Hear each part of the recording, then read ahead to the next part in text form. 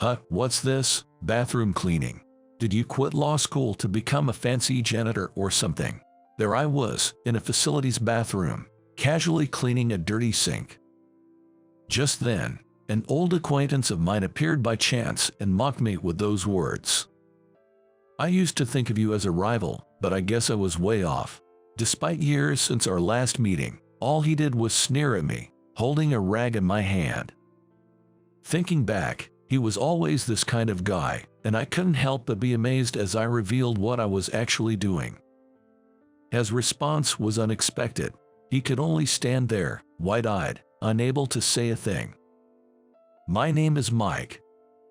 Ever since I was a kid, I've always had a strong sense of justice compared to other kids. I loved playing hero games with my classmates, and I always took on the role of the hero. Justice always wins. Such a childishly idealistic belief was what I aimed to embody. Naturally, my dream was to be a hero. I wanted to be a cool, invincible hero who defeats villains. Until about 4th grade, I insisted a towel blanket was my cape and wore it proudly. I ran around the park with it, climbing high on playground equipment, ignoring my parents' warnings. Looking back now, those are some pretty embarrassing memories. Among my classmates, there was another guy who aspired to be a hero. His name was Steve. I pride myself on my passion for being a hero, but Steve's passion was no less intense. We often argued, insisting each of us was the #1 hero. Our hero games often turned into fierce debates. Then I'll be the main hero. No way, I'm the main hero. Whenever my friends and I gathered to decide the lead role, Steve would always barge in like that. What are you talking about, Steve? You joined in the middle, so I'm the main hero. That's not a rule. I'm the main hero. Me. I'm the main hero. No, it's me. No, I am. No, it's me. It was a relentless back and forth, and we'd get so heated that adults had to intervene every time. Steve and I had a strange bond, first meeting in kindergarten. Even back then, he was always picking on me, and I was frankly sick of it as a kid. I thought I'd see less of him in elementary school. But to my surprise, we ended up in the same class in the 1st grade. And it continued like that in the 2nd and 3rd grades. Turns out, we were destined to be in the same class for all 9 years of mandatory education. We were always aware of each other, each striving not to lose to the other. It was a rivalry, but not in the noblest sense. Our fiercest competition was probably in academics. Hey, Mike, what did you get in math? He'd always come over to me after test was returned. He seemed very confident that day, smiling broadly. What about you, Steve? Me? Look, I got 98. He proudly spread his test paper in front of me, like he was showing off. The teacher said the highest score in the class was 98. Steve was so smug, sure of his victory. But unfortunately, the highest score simply means the top score, but it doesn't necessarily mean that it's held by only one person. Huh, I got 98 too. I retorted with a smug look, just to crush his smile. By not making a fuss like him, I secretly took a mental victory over him. Huh, the same score, really? That's boring. Maybe it's a mistake in the teacher's grading. You better be honest and report it if there's a mistake in your scoring. Our gazes clashed as if sparks were flying, glaring at each other intensely. Eventually, we both looked away, determined to win in other subjects next time. Whenever another test was returned, we'd meet again to compare scores. If one won, he'd taunt the other. If he lost, he'd make some excuse. This pattern repeated with every test. Our rivalry even manifested during the school's sports festival. Despite being in the same class and team, we competed fiercely, refusing to lose to each other. We competed in everything, like who passed more people in the relay. Thanks to that, or perhaps not, our team won decisively every year. Our competition wasn't limited to studies and sports. We clashed in student council activities too. In 8th grade, we both ran for student council president. However, we were both soundly beaten by an annoyingly handsome guy who only ran as a joke. That was a bitter pill to swallow for both of us. In that way, we often fought so much that those around us wondered why we couldn't get along. To the question of why, neither of us had an answer. The ritual of competing with Steve, which started from our days vying for the hero's role, had become the norm. It wasn't that we didn't get along, but that's how it must have seemed from the outside. However, deep down, we each acknowledged the other as our greatest rival. We continued our rivalry in high school, competing in everything as expected. We'd probably compete in everything anyway, whether it be studies or the sports festival. We probably would have competed over who got into a more prestigious college. But then, everything changed suddenly. In the fall of my freshman year of high school, my father passed away in a car accident. The suddenness of it plunged our family into deep grief. The photo of my father with a beaming smile, the lavish and large floral arrangements, the sounds of soft sobs. I still vividly remember all of these things. What? The driver is claiming innocence. Yes, that's right. The accident was caused by the driver's reckless driving. He was smoking with one hand and using his phone and steering with the other, even having consumed alcohol. His actions were extremely irresponsible. Yet, despite this, he claimed he was not at fault. Taking advantage of the fact that the victim was no longer in this world, he kept making self-serving statements, never once apologizing to the bereaved family. We were beyond angry, just utterly shocked. But with all this evidence, we should be okay. The dash cam and nearby security camera footage clearly showed my father wasn't at fault and that the driver was to blame. Don't worry, I'll take responsibility and clear your father's name. In this nightmare-like situation, the lawyer, Bob, was incredibly supportive. Bob, a newcomer at a small law firm, fought hard for my father's honor. Thanks to him, my father was publicly vindicated.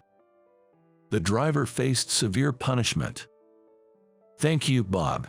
This will finally bring peace to my husband. We're truly grateful for everything. Hearing the good news, our family, in tears, thanked Bob.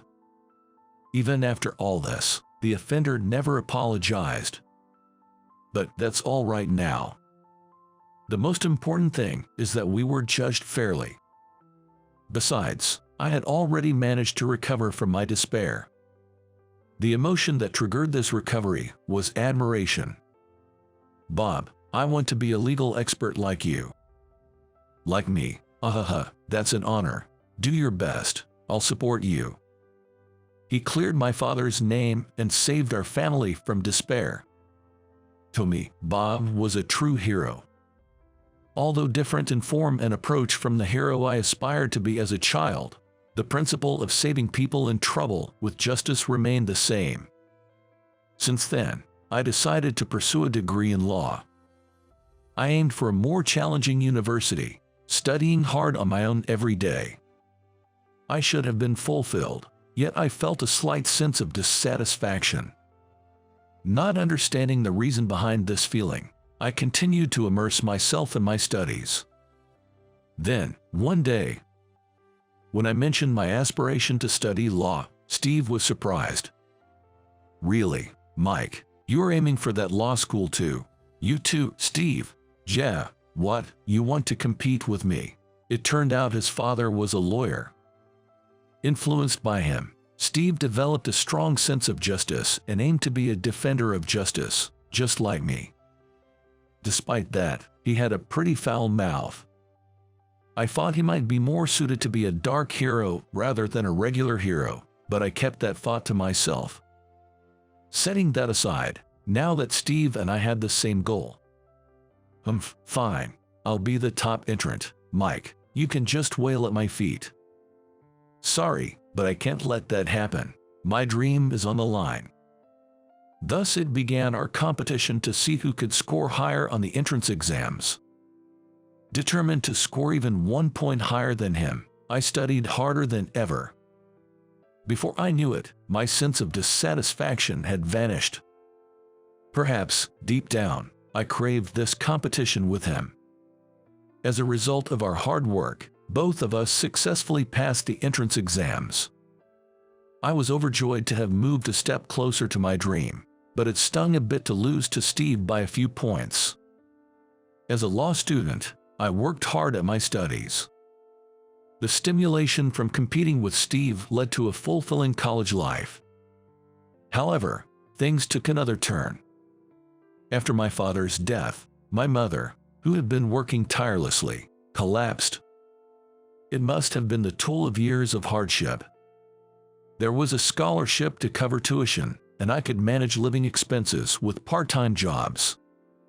If it were just me, there would be no issue, but it wasn't that simple. There were hospital bills for my mother, and I had twin younger brothers. At the time, they were in their second year of middle school, about to face high school entrance exams. They would need money for exam fees and, if they passed, for tuition. I cut back on expenses as much as possible and increased my work hours. To save every penny, my meals became increasingly frugal. I quickly lost weight, worrying my friends. Yet, I continued to throw myself into studying and working. Sometimes, I took night shifts that paid more, even if it meant losing sleep. Mike, you can't keep this up. Your health won't last. Maybe you should take a break once in a while. Professors and friends advised me, but I didn't listen. It was all for my mother, for my brothers. Thinking so, I continued my miserable life, narrowed by my limited perspective. At that time, what I held was a sense of justice for my family. But at the same time, it was also a distorted, reckless spirit of self-sacrifice. With such a lifestyle, my body broke down in just half a year. After finishing a night shift, attending lectures at university all day, and then another night shift, I pushed myself too hard while tired and finally collapsed during work. You're suffering from overwork. You should rest for a while. It's better to stop doing part-time work for the time being. What? But my family needs me. Calm down, Mike. If something happens to you, it's all for nothing, right? The doctor told me that, and I was left speechless, unable to respond. It was because he was absolutely right. Yes, at this rate, my family and I would all collapse together. Why didn't I realize such a simple thing?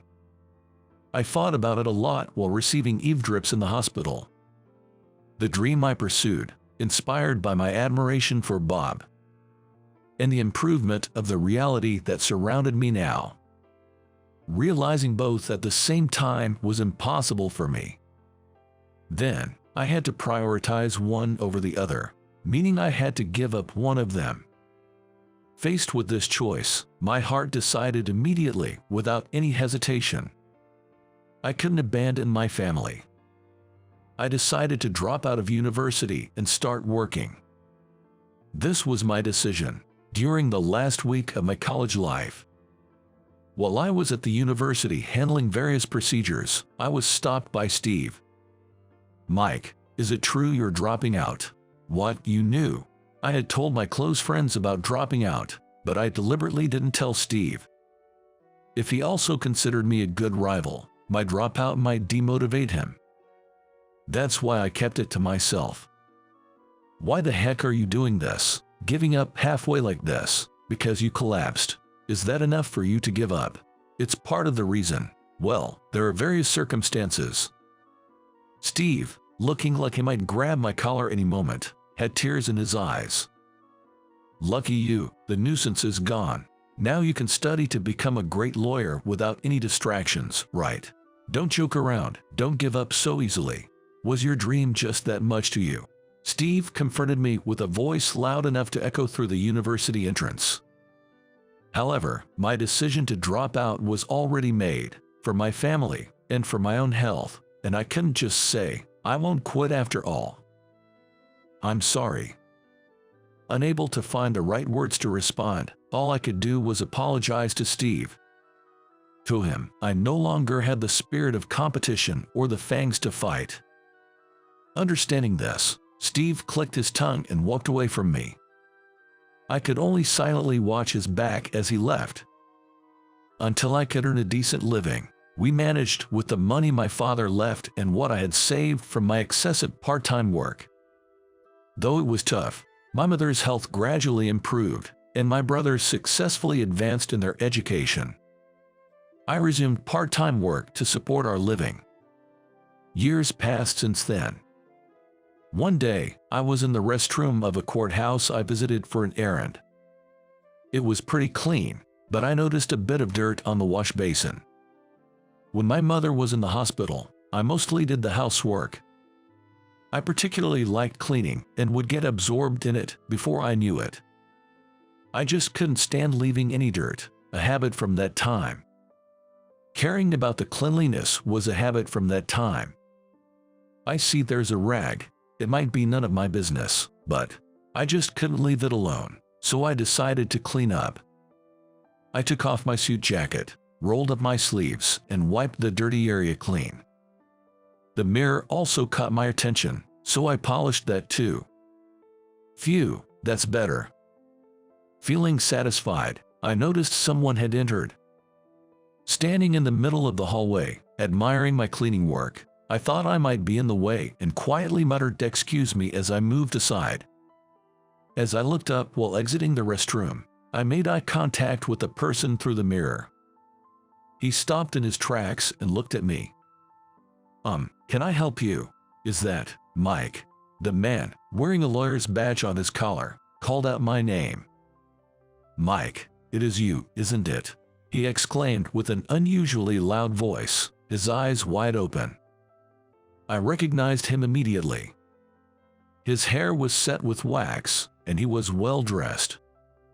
But his face was unmistakable. Steve Burton, my rival since kindergarten. "Hey, Steve, long time no see. It's a surprise to meet you here." His tailored suit seemed to scream his competence. I greeted him, acknowledging our reunion.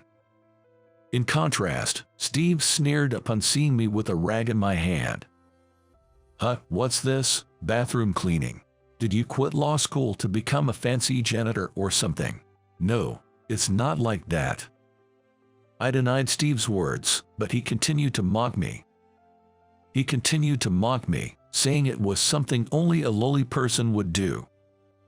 I can't believe the guy who was competing for the top spot with me ended up like this. "I thought you were my rival, but it seems I was totally mistaken." Frustrated with Steve's unwillingness to listen, I put away the rag. "You seem to be misunderstanding something." I washed my hands, dried them with a handkerchief, put on the jacket I was holding under my arm, and then looked Steve straight in the eyes. "I'm a judge, actually. Well, an associate judge for now." "What?" Steve finally quieted down, his gaze briefly flickering away. He must have noticed the badge on my jacket. "A judge, what? Why are you?" "What do you mean why? You're the one who said it. Don't give up so easily." "So, I didn't give up. That's all there is to it." With that, Steve's face froze in astonishment. Years after dropping out of college, my twin brothers were high school students, about to start thinking about their future paths. My mother's health had improved enough for her to be discharged, requiring only occasional hospital visits. Still, I continued juggling construction work and convenience store shifts to support us. One day, my mother called me to a nearby cafe. "What? Remarrying?" "Yes, that's right. The person is. Oh, here he comes now." As she said this, she waved towards the cafe entrance. Turning around, I saw a man about my mother's age approaching us. "The person is, wait, sir, Dr. Thompson, right?" My mother's new partner was Dr. John Thompson, her primary physician. "Mike, I'm looking forward to our future together." "Yes, likewise. I'm looking forward to it too." The awkwardness of knowing my mother's remarriage partner only lasted the first few weeks. John was a very kind and caring person. I felt at ease leaving my mother in his hands. My brothers quickly warmed up to John, bonding with him as if they were a real family.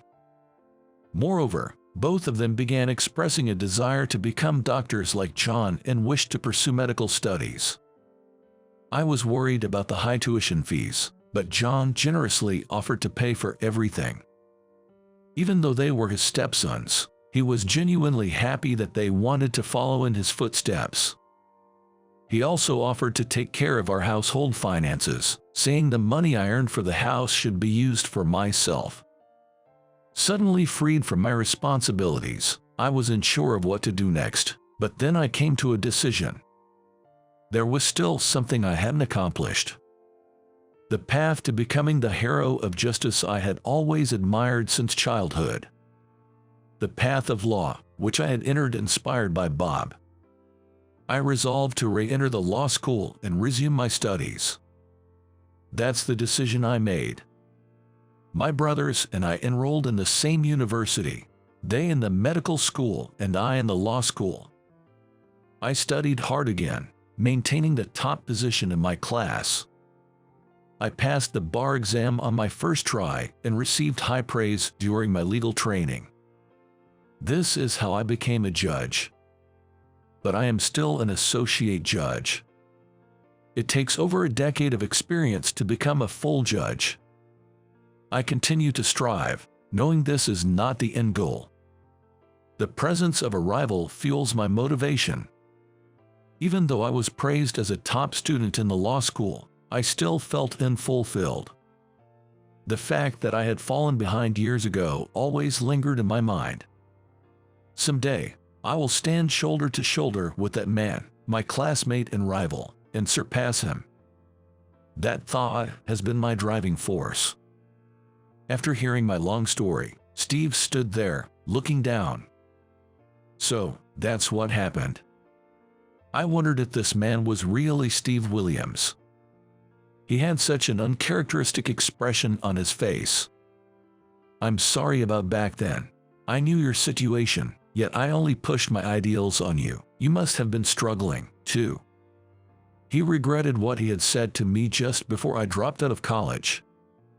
His uncharacteristic words caught me off guard, and I nearly burst into tears. "Why didn't I support you more? I'm really sorry. I regret it." Steve remained downcast. I said, "Look up, man," and put my hand on his shoulder. "Steve, I'm actually thankful for what you said back then. Don't give up so easily. It was because you said that I decided to try again." After leaving college, I honestly thought about giving up on law. Maybe get a job at some average company and lead a vague, aimless life. After all the struggles I had been through, that should have been enough. That's what I thought. But I couldn't get Steve out of my head. His expression at the university entrance the last time I saw him seemed to be a mix of anger and sadness. If I gave up, would he get angry with me again? And there was another thing. I didn't want to end up a loser. Steve's family owned a law firm. He was an excellent student, and he would undoubtedly become a lawyer. I had lost to him in the university entrance exam scores and in realizing our dreams. Playing the hero, studying, the sports festival. Steve and I, constantly winning and losing against each other, never once allowed ourselves to be outdone. It wouldn't be an exaggeration to say that ending my lifelong competition with him as a loss would be like losing a part of my life. That thought was unbearably frustrating. It was these two major reasons that allowed me to make a comeback. That's why I'm grateful to you, Steve. Thanks for getting angry at me back then. Mike. When Steve looked up, he met my eyes and gave a sly smile. That's right, you've always been that kind of guy, always competing with me, No matter how much I pushed you away, you'd always claw your way back. Always in my way. No, it was you who was always trying to compete with me, wasn't it? I responded with a smile to Steve's words. Fine then, Mike. Let's have another competition. Who will make it first, me taking over my father's firm as a director, or you becoming a judge? I accept your challenge. Just don't cry later, okay? That's my line. We bantered, glaring at each other as sparks flew. After a few seconds of this, we both reached our limit and burst out laughing. Ahaha, oh man, we haven't changed a bit since we were kids. Right, but this is us, isn't it? Always trying to one-up each other. Looking forward to more of this, Steve. Yeah, absolutely. Same here, Mike. Our rivalry, which began when we were preschoolers and continued into our college years. It wasn't going to end just because we had become adults. We will continue to compete and spur each other on. Though unspoken, Steve and I exchanged a firm handshake, conveying this mutual understanding.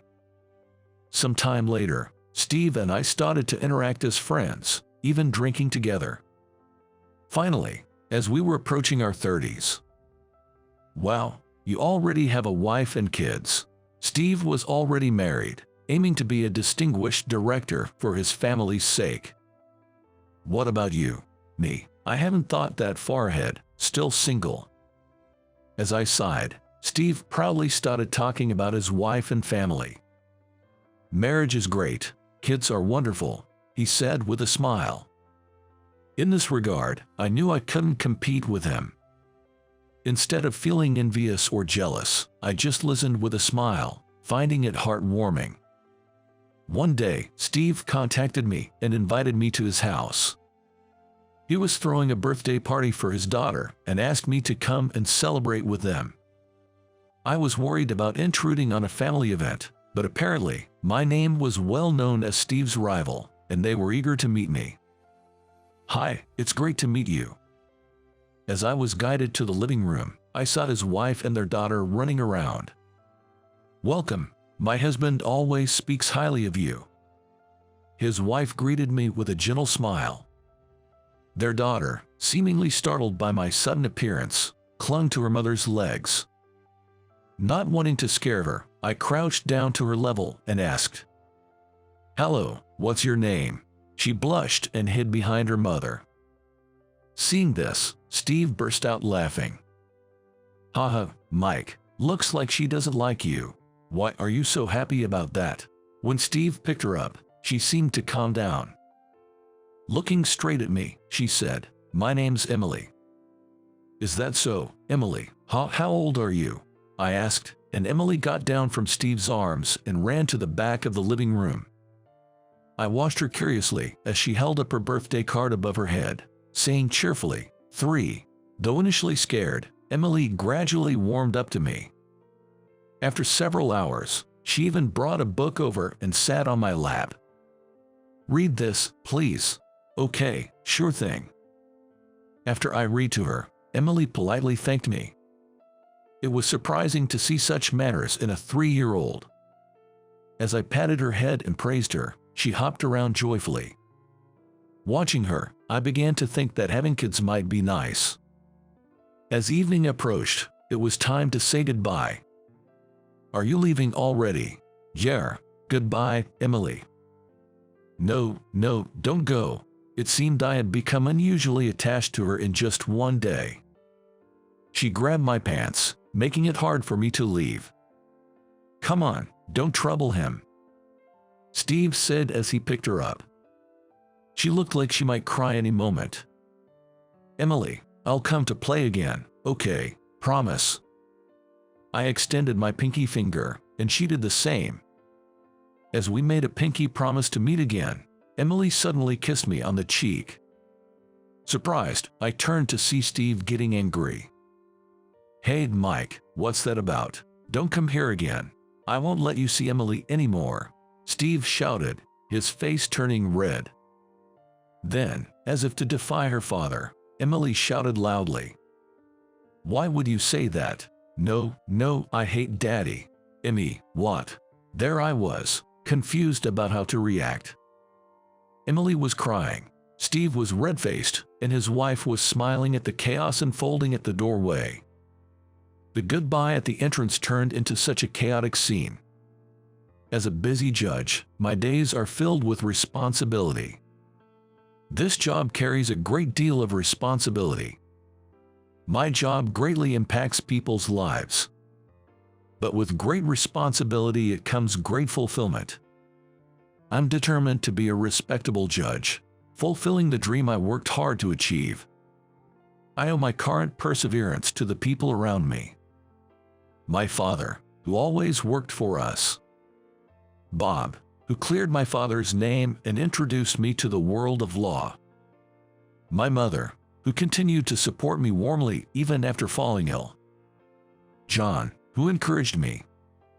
And above all, my rival, who urged me never to give up. And now, Emily, who adores me. They are all important people in my life. Reflecting on this, I realize how much my life is supported by these people. For their sake, I will continue to be a dignified judge and strive for excellence.